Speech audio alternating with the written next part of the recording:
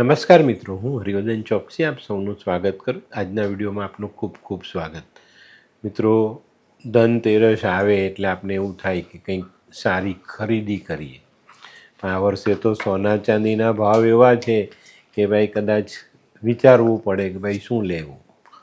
પણ હવે ધનતેરસ આવે એટલે આપણું મન તો માને જ નહીં ને. તો ધનતેરસના દિવસે એવી સસ્તી પણ સોના ચાંદી કરતાં પણ વધારે સારું પરિણામ આપનારી વસ્તુ હું તમને આજના વિડીયોમાં જણાવું.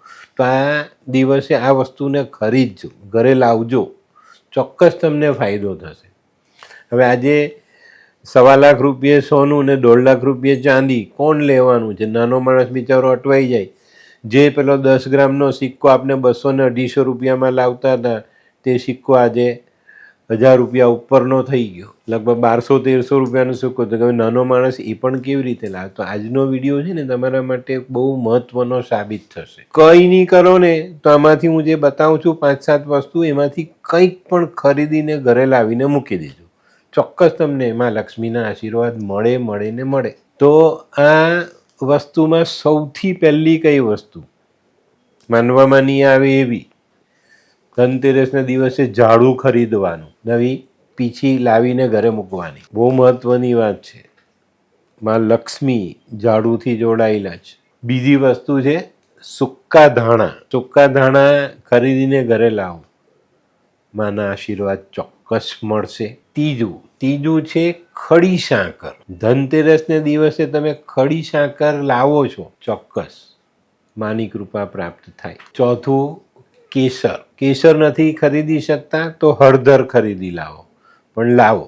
આ દિવસે આ વસ્તુને ઘરે લાવવી ખૂબ મહત્વની છે. અને લીલી એલચી પણ તમે લાવો તો આ દિવસે બહુ શુભ અને સારું પરિણામ પ્રાપ્ત થાય. સોનું ચાંદી તમે લાવી શકો છો તમારી તાકાત પ્રમાણે, પણ આ સામાન્ય વસ્તુઓ જો તમે લાવો છો તો ચોક્કસ તમને ફાયદો થાય છે. અને મિત્રો, શ્રદ્ધાથી આ વસ્તુ લાવજો, માના પૂજનમાં વાપરજો, પ્રસાદ રૂપે વેચજો, પ્રસાદ રૂપે આરોગજો, ચોક્કસ ફાયદો થશે. તો ઘણી વખત આપણે એવું વિચારી લઈએ કે ભાઈ આ નથી તો શું કરશું, આપણી પાસે તો પૈસા નથી, સોનું ચાંદી લવાશે નહીં.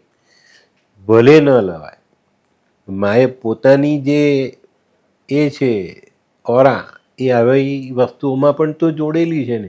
એના વગર પૂજા નથી થતી, એ બધાને ખબર જ હોવી જોઈએ. તો આ વસ્તુ પર ધ્યાન રાખજો. અને બહુ નાનકડો અને સરસ ઉપાય છે આ, જે તમે કરી શકો.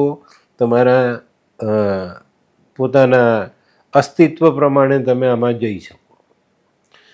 બહુ નાનો માણસ છે કે ભાઈ જેની પાસે કંઈ જ નથી, તો તે 5 રૂપિયાની ખડી સાકર લાવી શકે.